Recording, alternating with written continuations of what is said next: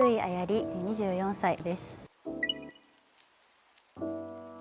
モードな感じと古着な感じが好きなので、それを多めに入れて、あとはアクセサリーを今日はたくさん使いました。毎日着る服を同じにしないことと、あとは毎回違うシルエットとか色使いとか組み合わせとか着る順番とかを変えてみて、新しいスタイルを作って毎日変えてます。好きなブランドはジョン・ローレンス・サリバンとかトーガが一番好きです。あとはリック・オーエンスとかアクネとか、ちょっと優しい感じですけど結構調べたりしてます。系統はさっき言ったモードとか少し古着とか少しストリート感とかメンズにめちゃめちゃ寄った服を着てます。小学生の時にお母さんが服を着させてくれるんですけど、その服がどうしても気に入らなくて、それが嫌ででも自分で服を買うっていう考えが小さい頃だったからなかったので、中学生まで我慢して、その時に雑誌を見つけて、母が持ってたティーンズの雑誌がたまたまあって、それがきっかけで、あ、こんな可愛い服あるんだとか、私もこういう服着てみたい、可愛くなりたいって思って初めて買ってもらったのがその雑誌の服からでした。トーガとかサリバンとかがおすすめですかね。カバンの中が物でいっぱいになったりごちゃごちゃするのが嫌いで、できるだけミニマムにしたくって、それに見合う財布がまだ見つけられてなくて、100均のちっちゃいポーチ使ってます。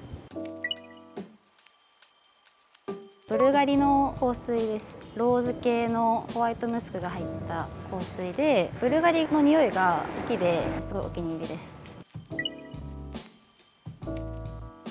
そんなに変わってないです。私の服がだいたい半年に1回イメージが変わるんですよね。なんで半年ごとに服が違うっていうのを続けてます。2021年の1月の正月セールがあるので、その時にアクネのセットアップを初めて買いました。それが一番印象に残ってます。海外のブランドでバイタリーっていうアクセサリーのブランドなんですけど、結構ごつくて太めのごっつめのチェーンネックレスとかシルバーのリングとかが私のやりたいスタイルにすごく合ってて、ザかっこいい系みたいな、ちょっとパンクっぽい要素も入ってると思うんですけど、それが今は一番気になってます。